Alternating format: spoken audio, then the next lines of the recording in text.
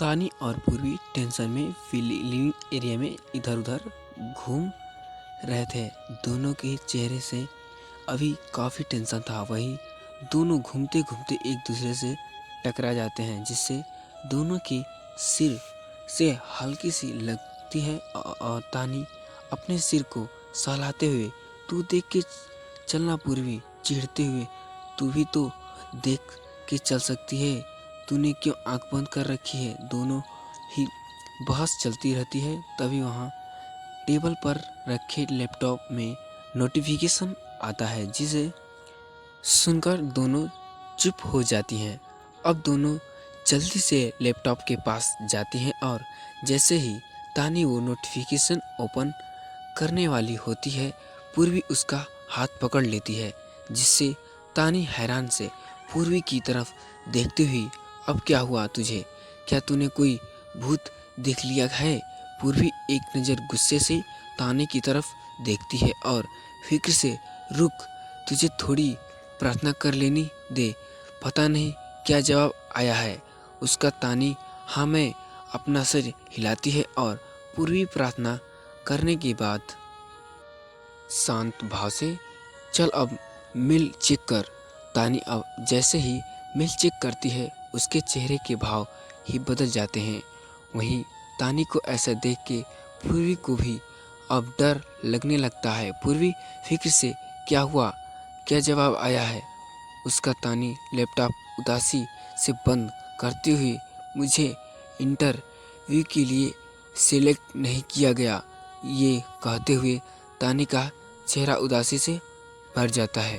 पूर्वी तानी के कंधे पर हाथ रखते हुए शांत भाव से, कोई बात नहीं, हम कहीं और तेरे जॉब के लिए अप्लाई कर देंगे, यहाँ नहीं तो कहीं और ही सही।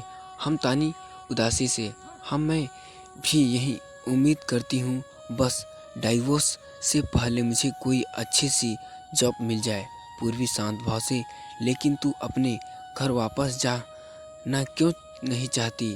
तानी उदासी से, जब तक पापा मुझे माफ़ नहीं करेंगे मैं घर वापस नहीं जाऊंगी। पूर्वी शांत भाव से, तो तू मेरे पास रह जाना, मैं कब से तुझे यही तो समझा नहीं रही।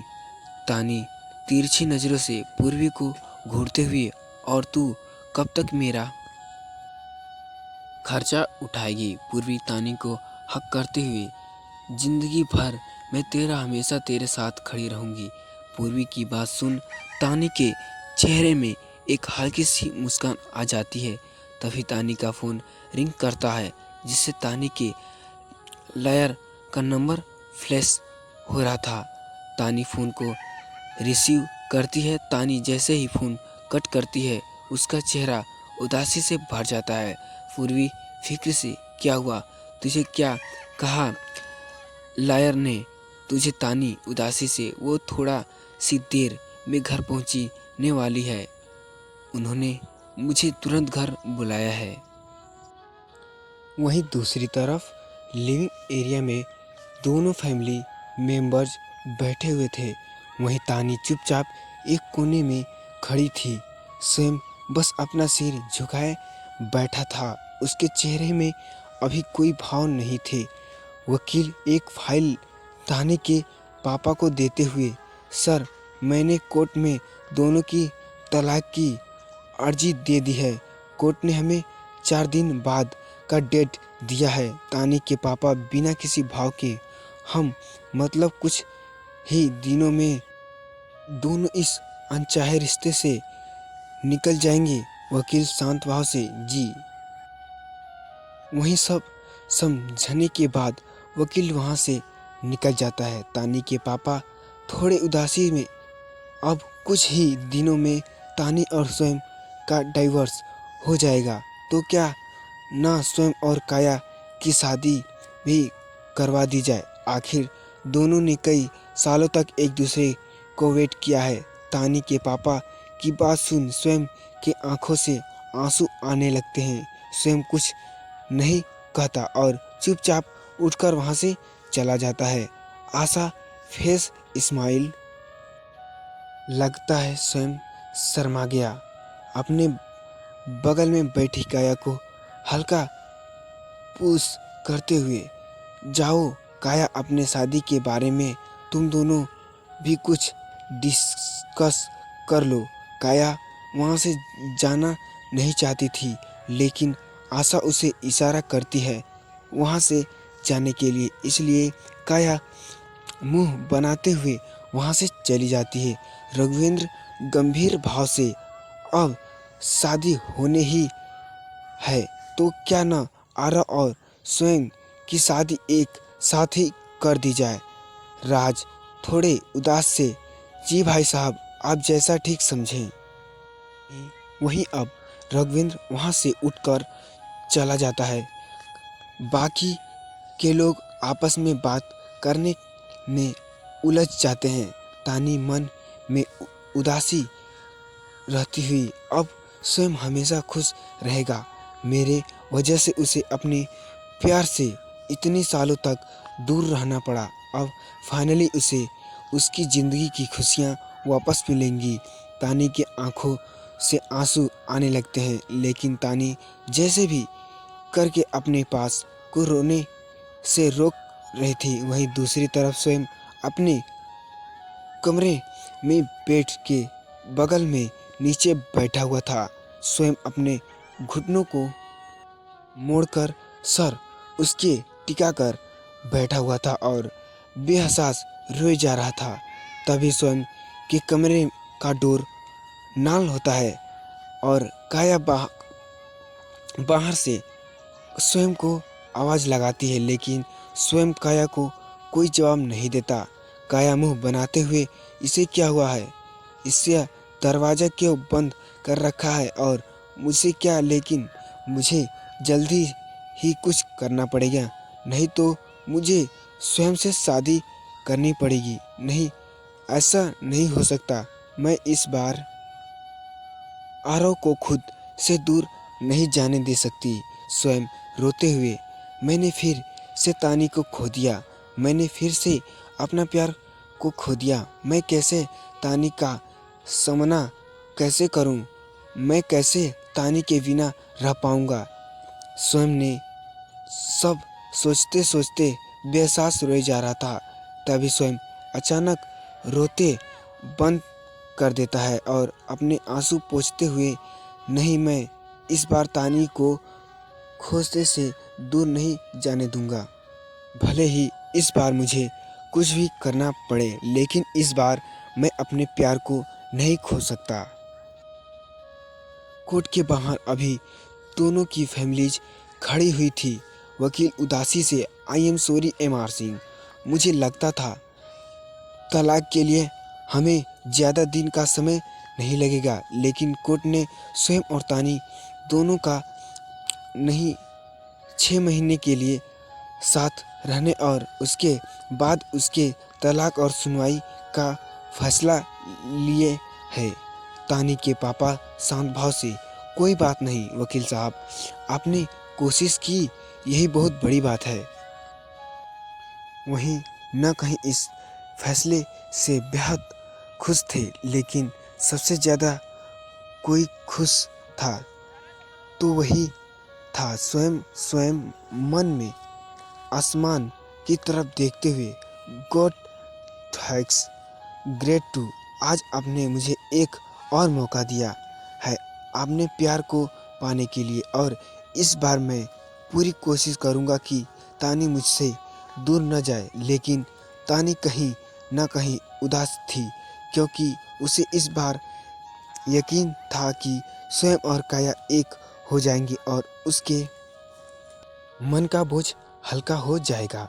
वहीं दूसरी तरफ स्तुति अपने घर के किचन में काम कर रही होती है। तभी उसे किसी चीज़ के गिरने की आवाज़ आती है। स्तुति जब उस आवाज़ की तरफ जाती है तो देखती है उसके पापा जमीन पर बेसुध गिरे हुए थे। स्तुति दौड़कर उसके पास जाती है और उन्हें उठाकर अपनी गोद में रखते हुए स्तुति फिक्र से, पापा पापा क्या हुआ आपको, आप गिर कैसे गए? स्तुति के पापा धीमे शब्दों में हाँफते हुए, बस मुझे चक्कर आ गया था। स्तुति अब उन्हें धीरे से उठाती है और सोफे पे बिठाती है। स्तुति जल्दी से भागकर किचन के पानी लाने ते हैं और अपने पापा को पानी पिला ही रही होती है।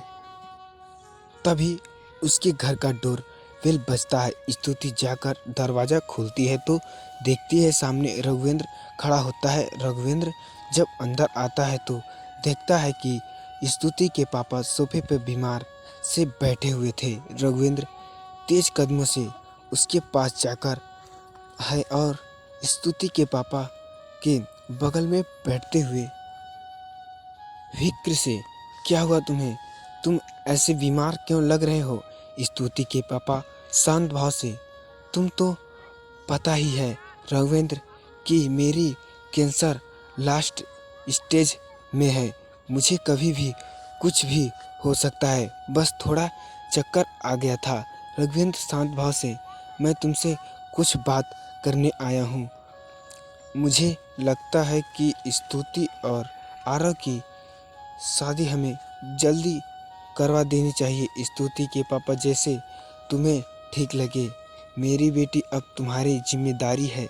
स्तुति जो किचन में ये सब सुन रही थी, उसकी आंखों आंसू आने लगते हैं। स्तुति मन में, ये शादी सिर्फ आपके लिए कर रही हूँ पापा, ये जानते हुए भी कि आरव मुझे से कितना नफरत करता है।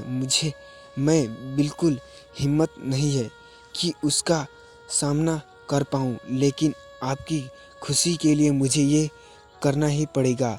दूसरी तरफ रघुवेंद्र जैसे ही घर पहुंचता है, सबको लिविंग एरिया में बुलाता है। वहीं सब आकर वहां चुपचाप खड़े हो जाते हैं। रघुवेंद्र गंभीर भाव से, मैंने फैसला किया है कि आरव और स्तुति की सगाई इस रविवार को होगी, इसलिए सारी तैयारियां अभी से शुरू कर दो। सभी इस बात को सुन के खुश हो जाते हैं। शोभा आरव के पास जाती है और खुशी से आरव को हक करते हुए, मेरे बड़े बेटे की शादी है, इस बार मैं तो पूरी शहर सजाऊंगी। आरव फीकी मुस्कान लिए शोभा को हक करते हुए, अवनी आरव को हक करते हुए, कांग्रेचुलेसन भाई। स्वयं खुशी से आरव को हम करते हुए, कांग्रेचुलेसन भाई। शोभा खुशी से, अरे 2 ही दिन बचे हैं आरव की सगाई में। सारी शॉपिंग हमें जल्द ही करनी पड़ेगी। सब बच्चे जाओ और आज ही सगाई की सारी ड्रेसल शॉपिंग कर लो, फिर टाइम नहीं मिलेगा। रघुवेंद्र गंभीर भाव से, और हाँ, शॉपिंग के लिए स्तुति को भी साथ ले जाना और तानी को भी। वहीं उसकी बात में सब हामी भरते हुए बाकी सब अपने काम में लग जाते हैं। आरव कुछ नहीं कहता और चुपचाप अपने कमरे की तरफ चला जाता है। स्वयं उसे जाते देख समझ जाता है कि उसके दिमाग में कुछ चल रहा है। स्वयं तानी और अवनी से, जाओ तुम दोनों जल्दी रेडी हो जाओ, फिर निकलते हैं। दोनों हाँ में अपना सिर हिलाते हैं और वहाँ से चले जाते हैं। वहीं स्वयं अब आरव को कमरे की तरफ चला जाता है। कमरे में पहुंचकर स्वयं देखता है कि आरव अपना सिर पकड़कर बेड पे बैठा हुआ था। स्वयं आरव के पास जाकर बैठता है और उसके कंधे पर हाथ रखते हुए, क्या हुआ भाई, आप कुछ परेशान लग रहे हो? आरव उदासी से, स्तुति मेरे साथ ऐसा कैसे कर सकती है? जब वो किसी और से प्यार करती है तो उसे इस शादी के लिए हाँ करने की क्या ज़रूरत थी? स्वयं शांत भाव से, भाई क्या स्तुति ने आपसे कहा कि वे किसी और से प्यार करती है? आरव थोड़ा सोचता है और फिर शांत भाव से, नहीं, उसने मुझे ऐसा इस बारे में कभी बात नहीं की। स्वयं थोड़े हंसते हुए, भाई तो फिर ये तो आपकी गलतफहमी भी हो सकती है। आरव गंभीर भाव से, नहीं स्वयं, ये मेरी गलतफहमी नहीं है। मैं उसे लड़की और स्तुति की फोटो के साथ में देखी था स्वयं। शांत भाव से, अपना फोटो देखो तो क्या आप एक बार इस बारे में स्तुति ने बात नहीं कर सकती थे? ये भी तो हो सकता है कि कोई आप दोनों के बीच गलतफहमी पैदा कर रहा हो और आपने बिना सोचे समझे ही स्तुति के रिश्ते तोड़ दिया था। आरव कुछ सोचता है और शांत भाव से, तेरे कहने का मतलब क्या है कि मुझे इस बारे में स्तुति से बात करनी चाहिए? स्वयं शांत भाव से, हो भाई, आपको इस बारे में स्तुति से बात करनी चाहिए और बात क्लियर करनी चाहिए। आरव मुस्कुराते हुए, मेरे छोटे भाई का कब से इतना समझदार हो गया? स्वयं तानी के बारे में सोचकर मुस्कुराते हुए, जब से तुझे मेरे प्यार के बारे में पता चला है। आरव हैरान से, क्या मतलब है? स्वयं शांत भाव से, कुछ नहीं भाई। तभी नीचे से अवनी की चिल्लाने की आवाज़ आती है। अवनी जोर से चिल्लाते हुए, भाई अगर आप दोनों की बात खत्म हो गई हो तो शॉपिंग चलें। अवनी की बात सुन दोनों मुस्कुराते हुए और नीचे चले जाते हैं। तो दोस्तों, ये आपको स्टोरी कैसी लगी कमेंट करके ज़रूर बताइए गाइज, और सब्सक्राइब करना मत भूलिएगा गाइज। अगर आपको कहानी अच्छी लगी हो तो शेयर भी कर देना गाइज। Thank you.